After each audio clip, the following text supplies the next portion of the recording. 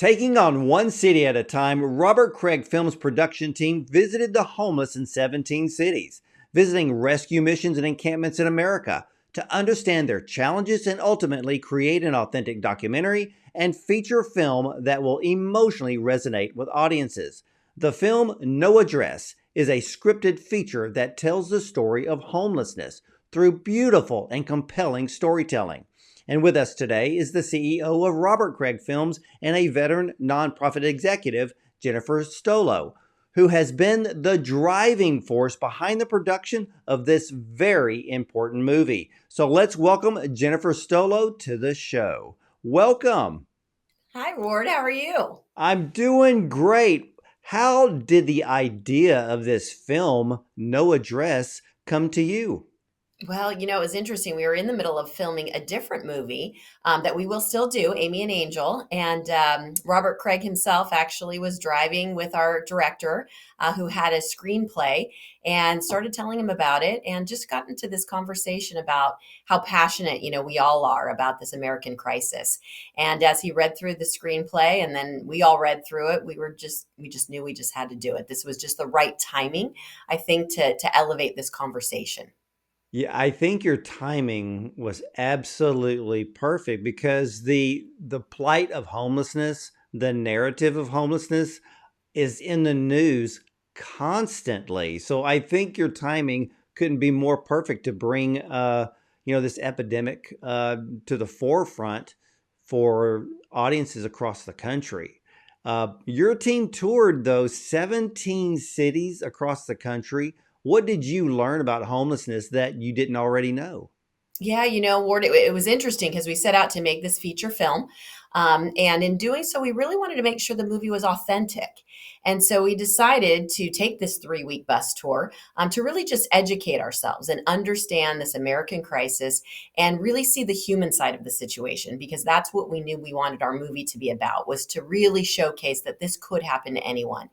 And so, not knowing that this would turn into a documentary, it did. And what we learned across, this journey essentially is staggering numbers. 1.2 million adults are homeless across our country, but even more so, 1.5 million children are homeless. I think that really took us to heart. But what was interesting is the untold stories, the conversations that we had with those experiencing homelessness, and how they came to that moment. And they're not always the stories that we think they are. There's so much untreated mental health. 75% of those that are on the streets are experiencing that. And that's so much of the journey that has brought them to that place in time. But there are so many diamonds in the rough, and there's so many amazing nonprofits out there that are doing the work and are at the forefront of this issue. And I think that's where we found the hope. We found the solutions. We saw what was not working, but we also saw what was working. And it really just engaged us more to just continue this plight, as you said. Was there anything particular that shocked you about the homeless crisis that we're dealing with right now? I think, many times we spoke to individuals and they talked about being invisible. And, we discussed that. What does that mean? And why is that happening so much? And I think it's such an epidemic out there that we have become numb to the situation, right? We walk by individuals and it's almost the norm, in some of these larger cities like San Francisco. We're even seeing it here where I am locally in Sacramento. Sacramento had a 67% increase during the pandemic, largest increase across the state or across the country. I'm sorry. And it was interesting to be able to see communities that were kind of turning a blind eye to it, feeling overwhelmed maybe that it's a hopeless situation, but then seeing communities that were coming together. It really took the political will for communities to collaborate from all entities. It's not just a government issue. It's not just a small business. It's not just the nonprofits. It's a collaborative effort. And that's where we really saw things working. Well, I would, as I was reading and trying to understand this whole crisis, what was shocking to me was that 40% of the people who are homeless became homeless after the age of 50. Uh, to me, that sounds more like economic hardships, such as higher home prices. There's an increase in foreclosures. There's the loss of job or career. A lot of companies have been merging. A lot of companies have been closing up shop because of the way commerce has been changing in America. Did that statistic shock you? Yes, definitely. I mean, the seniors that you see out either on the streets or in these shelter programs was shocking. And a lot of it is what you just said, Ward. Another piece of it too is the family dynamics.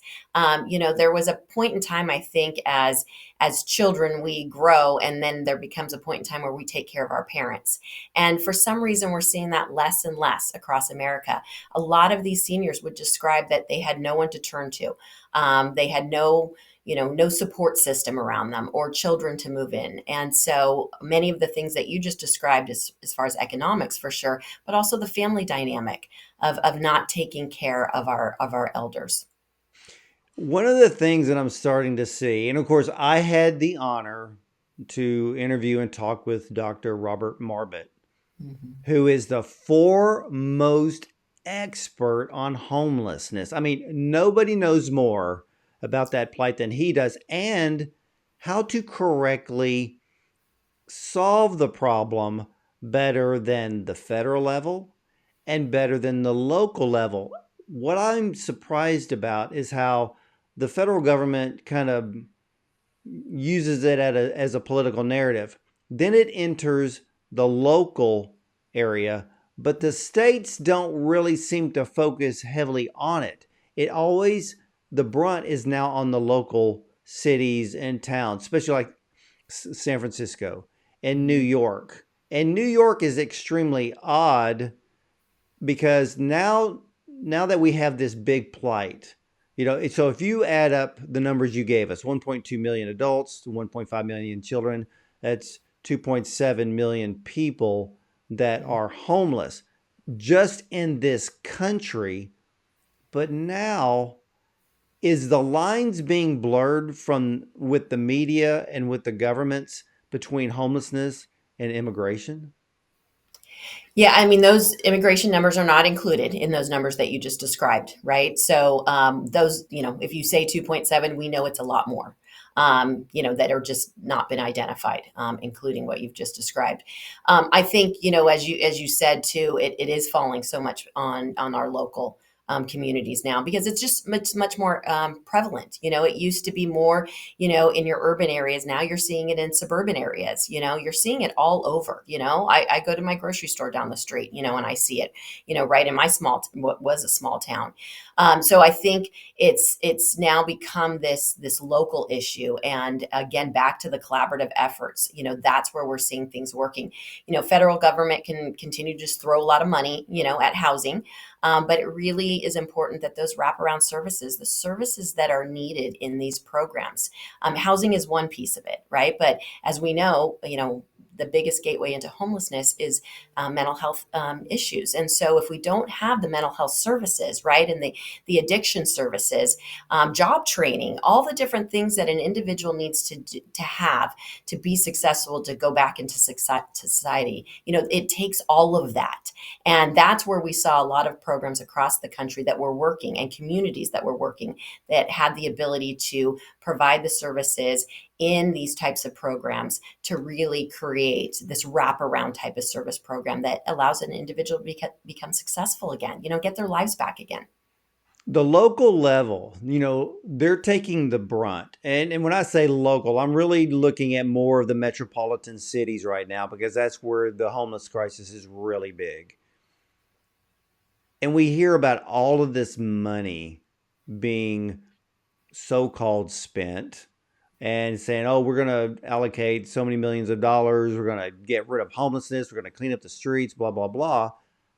But you never hear where the money goes. It's more of a media narrative now.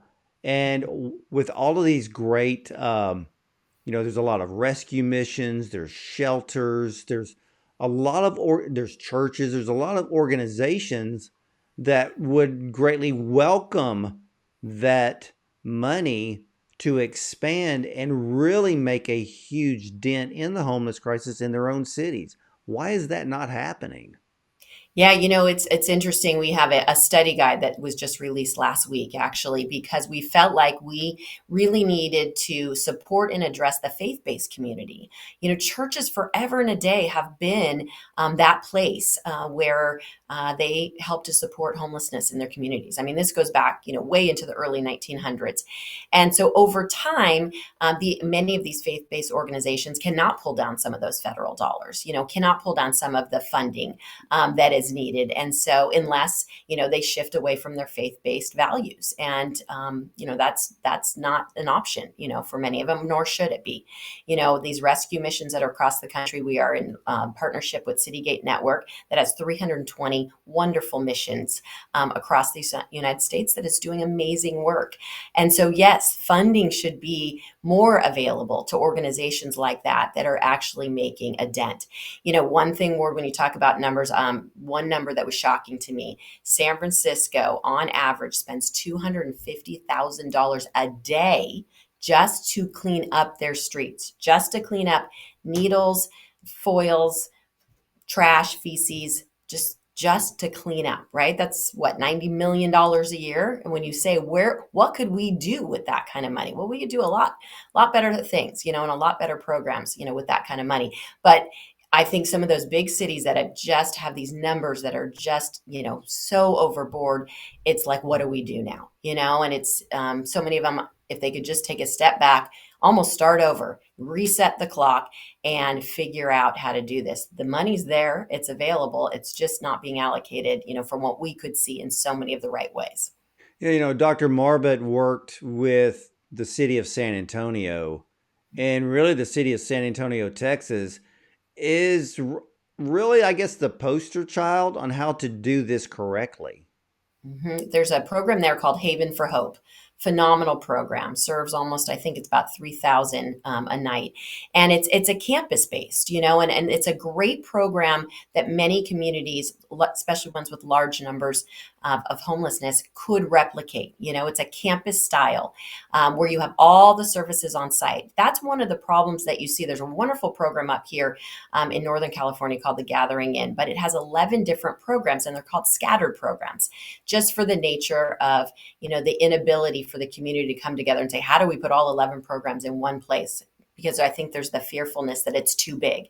But if you look at Haven for Hope in San Antonio, it's not too big. It's the perfect size in the sense that it really supports the numbers that they have in that situation and the programs that are needed all in one place. So everybody can experience, what they need, whatever that looks like, mental health services, addiction, job training, and it's just, yeah, it's a wonderful program. And we've seen a handful of those across the country. So there's a lot of good programs that could be replicated if communities would just seek those and figure it out. That makes a whole lot of sense. By creating a campus, it's inviting for people that are going through hardships and to know that they can go to one place and get the help that they need, from anywhere from, if it's shelter, if it's needing to get out of addiction, they need that guidance there, and the list goes on. Because I know Dr. Marbut, he really listed exactly what these local areas need to do, and to do it right. Exactly. But y'all have created something called the No Address Interactive Study Guide. What is it? Who is it for? And how does one use it? Yeah, so I mean, it really was geared towards these faith-based communities. So many churches are doing some amazing things, and so many of them want to do better, want to be equipped with the tools to really be able to help and support. And many of them just don't know what to do. Like many of us, people ask me all the time, what can I do? And the best thing that this study guide does is it really helps individuals, groups, churches to engage rather than it's to engage individuals so that they can get the support. It's not to enable, right? It's not to necessarily pass out food, pass out money, any of those. We want to engage them so that we can help them to the right direction, the right programs to get the right kind of help. So it's really just a resource for a set of tools that guides and individuals or groups through 4 different sessions. It has these wonderful interactive videos that you watch the video and then go through the guide, and really helps to equip with the right tools and do the right things. So Well, I love that. And this interactive guide is available where? on Amazon. It's called No Address Interactive Study Guide, and it's available on Amazon for anyone. And it's been getting some fabulous reviews. It's one of the top poverty study guides that was listed a couple of weeks ago now, since it was put on Amazon. So it's unique. It's different. I think it's not your typical study guide. So. And Max Lucado was very involved, amazing experts. Dr. Marbot is the primary author, and the expert. Yes, I don't pretend to be the expert. He has taught me well, but I'm a movie girl, right? We're out here making movies, but wanting to make sure that we are educated to make movies in the right way, that with the right messaging.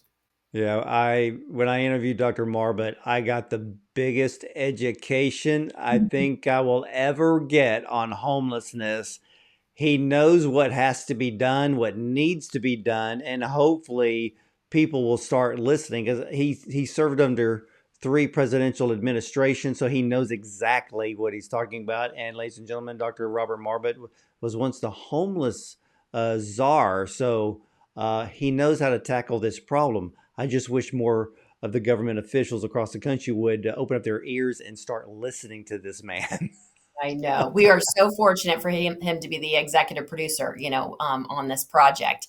It was a wonderful, marrying of relationships, that someone knew someone, and he came to be a part of this. And really, I mean, we set out, like I said, to educate ourselves on this bus tour, and by him joining us as executive producer and coming along, it opened up some amazing doors to have incredible interviews. We spoke with over 500 people, across this journey, and have some amazing experts that are part of the documentary, from the current administration to national CEOs, Salvation Army, Commander Hodder, and local CEOs.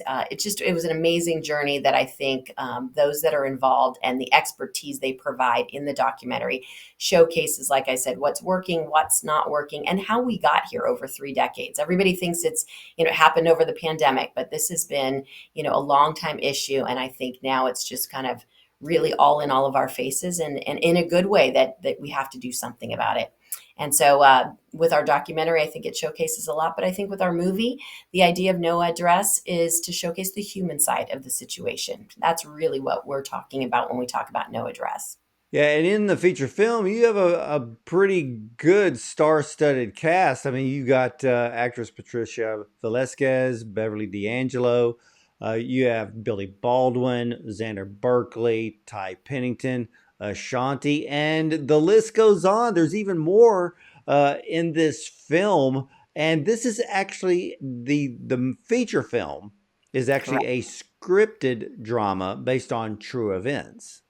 Correct. Yes, it's a compelling drama that really showcases a group of individuals that fall into homelessness unexpectedly. It showcases their journey, on the streets with no physical address, and all of the challenges that, that they come across. And the idea was to take a number of storylines that really showcased how this could happen to anyone.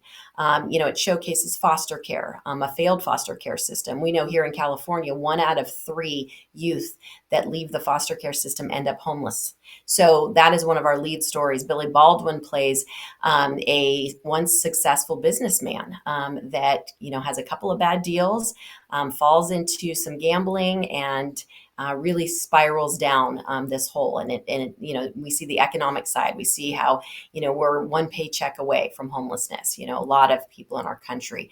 We see other storylines are about our veterans. We claim that sometimes we don't see our veterans being taken care of in the way that we should be, and how they experience PTSD, addiction, having served our country, and what it is that we need to do to support them.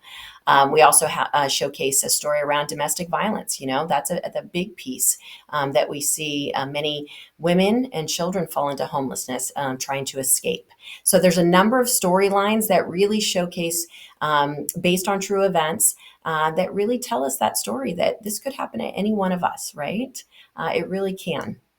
So is the feature film and then the film documentary, are they going to be released at the same time? Released differently, but we'll release the movie this coming fall. And then the documentary will actually be released just in a private setting this May in the spring with those that were involved in it. Some of our main partners, Salvation Army, City Gate, the rescue missions, and all of those that we interviewed. And so we'll be traveling across the country in May to 10 different cities. We'll hopefully be out your direction and have some exclusive VIP screenings. And then likely the documentary will come out then after the movie. Okay, so it's going to be released to the public and not go through the whole film festival route. Well, we never know. You know, it's open for discussion, but it will definitely be streaming. Whereas our feature film, No Address, will be in theaters nationwide this fall. Well, what do you hope the film No Address will achieve in terms of how this film will give back to the community? You know, I think it's the idea is really to change the narrative. You know, really think about this in a different way from the human side of the situation. These are real people, real stories. They could be you and I. You know, we've learned this year alone that 1 out of 3 of us will actually have a family member or a close friend experience some form of homelessness. So it's becoming so close to home that I think, you know, our message is to really change the perception, the minds and hearts of Americans to see this situation in a humanistic way. There's a sense of humanity around this and a sense of understanding. And I think when people have a sense of understanding, they're inspired to do something. And when we do something, that's where real tangible change happens. Well, are y'all still doing was it the Big Five Give Back? We are. So, yes, the big five is the movie, No Address, the documentary, which is Americans with No Address. And then because the screenplay has won so many awards, including 79 Best Screenplay Awards, we decided to do a book. Ken Abraham is the author of our book, No Address, based on the screenplay. And then, of course, you have to have a soundtrack, right? So we have some amazing artists that are involved. Jay DeMarcus of Rascal Flatts and Ryan Griffin have wrote a theme song called Skin Deep. It's beautiful. The lyrics just give me chills. Ashanti's in the movie, so of course she'll be doing a song along with some other wonderful artists that will release a soundtrack. So that's the fourth, and then the fifth that we talked about, the study guide. So there's 5 productions that will be released this year, and because we were just so inspired by these nonprofits that are making a huge difference along our journey in making the documentary, we decided that we will be giving back 50% of the net proceeds of all 5 productions to nonprofits addressing homelessness. And that's going to go a long way in helping so many people get off the streets and hopefully get their lives back. And that's what the whole point of trying to tackle this homeless crisis in America. And it's not putting a band aid on the situation, ladies and gentlemen. It's helping these people get back on their feet, get their lives back, just like you and I. I mean, many of these people that are on the streets today, they're just like us. They have Mhm. no many don't have mental illness. It's just economic hardship. Many people are living in RVs on the side of the road, but they're still going to work, but they can't afford a decent place to live. And Mhm. that is considered homelessness. I mean, Jennifer, you've seen it. Driving down the road and seeing just one RV after the other parked on the side of the road. The police come, tell them to move. They have to move to another location. So it's constant back and forth. But these people are actually homeless, even though they're living in an RV. They have a job, but that job doesn't pay enough to equal the cost of living today here in America. Yeah, absolutely. You know, I volunteer actually at a shelter service program up here in our area in Northern California. And it's exactly that. 30% of this local shelter that's just 10 minutes away from where I'm sitting right now, 30% of the individuals there go to work every day and have a full time job. Home Depot is an amazing partner and really assists in that space. And I watch people, they get up, you know, put their boots on and head off to work. But yes, I mean, so many parts of our country, the cost of living is exorbitant and it just doesn't allow for people to have the kind of experiences and living experiences that they need to be having. We have, as you talk about the RV situation, we have Roseville Road, the longest linear encampment in the country that runs through Sacramento here. And it's exactly that. You drive down it and you're just shocked by what you see. I mean, it somewhat starts to look like Skid Row in LA. And we spent a lot of time with our cast, which I love that they did this. At first, they wanted to get in character, but then it became this profound experience that they walked through the encampments with some of our production consultants and had these conversations. And it was just, they were blown away. We were all blown away by the conversations that people are there really trying to get their lives back. They're working, but they just can't afford it yet, right? Or as we say, no address. We all are shocked of what you can't do or have when you do not have a physical address. You cannot fill out a job application, right? You cannot receive mail. We spoke to an individual that he said, I had my wallet stolen and there was nowhere for them to send my driver's license to. DMV won't send you a driver's license unless you have actually have an address, not a PO box, but an actual address. He could not get his medical card sent to him. So, I mean, it's this spiral effect of what people don't realize by not having a physical address, even the barriers that you have to try and get back on your feet. And so, these programs that are out there, if we can just help to point these individuals to that direction and support, it just takes one person to continue to support someone and never give up on them that gets them to the other side. I've seen that and heard that so many times in these shelter programs.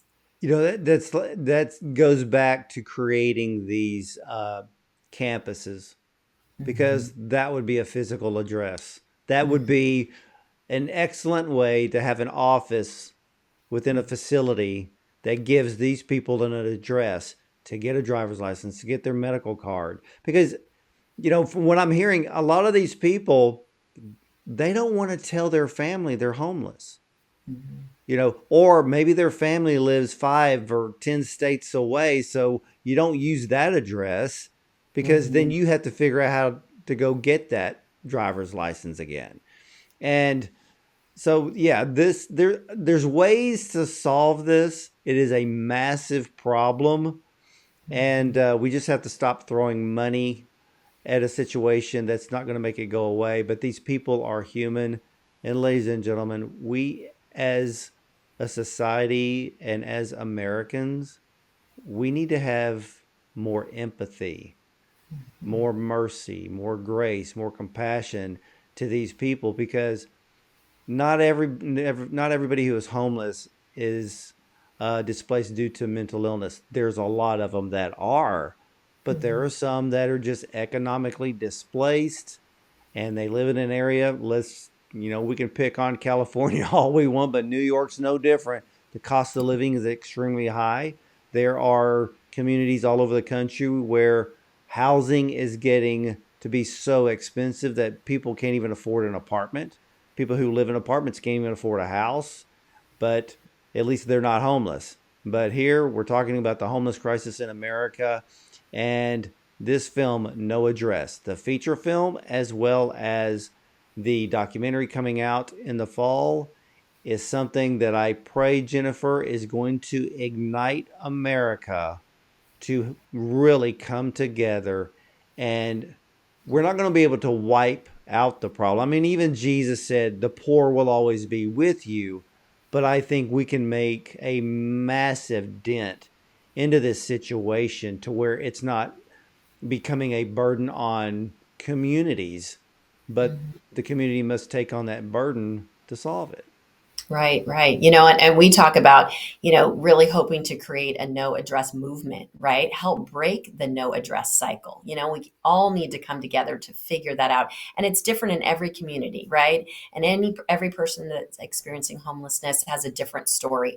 So it's just not a one fix all, it's really diving deep into what is affecting your particular community and for a community to have the political will to move forward, and create these kinds of programs, these campuses, whatever is needed in each of the communities.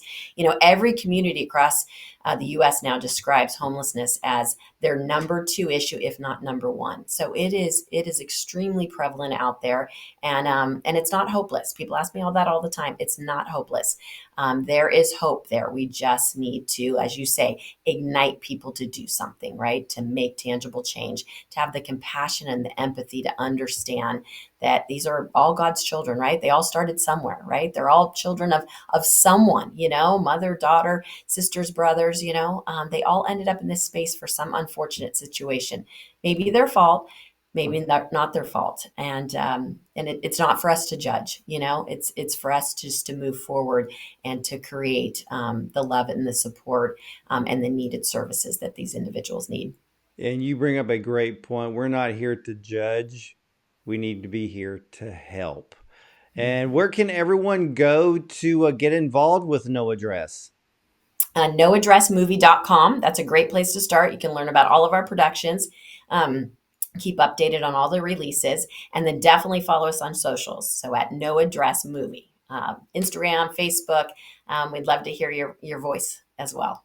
Oh, fantastic, Jennifer. And ladies and gentlemen, Jesus said in Matthew 19:21, if you want to be perfect, sell what you own. Give the money to the poor, and you will have treasure in heaven. And the Bible says the poor will always be with us, but it doesn't mean they have to be homeless and without the basic necessities of life. So for more information on the film and how to get involved, and for many of you who would love to jump in with both feet, you need that interactive guide to help guide you in the right way and to how to help other people to give them hope. So go to noaddressmovie.com. And again, this movie is about a group of people that are experiencing homelessness and realize that they must bond together as a family if they're going to survive. They all have no address, but earlier in life they did. And the day-to-day struggle on the streets is emotionally charged with uncertainty at every corner. Shelter, food, ongoing safety threatens their daily life as each one of them has arrived on the streets through unexpected circumstances. Now, while meeting a few gracious advocates along their journey, the family finds a refreshing new hope to live and get their lives back. Now, the No Address Interactive Guide provides education and structure for how to best approach, engage, and serve individuals who are experiencing homelessness. And I want to thank you, Jennifer, for sharing the vision of the No Address movie. And that way we can all work together to end this crisis in our country. Absolutely. Thank you for having me today, Ward. You're very, very welcome. And ladies and gentlemen, remember, homelessness can happen to anyone, even you and even I. So again, go to noaddressmovie.com to learn more. And as for me, I'll see you next time.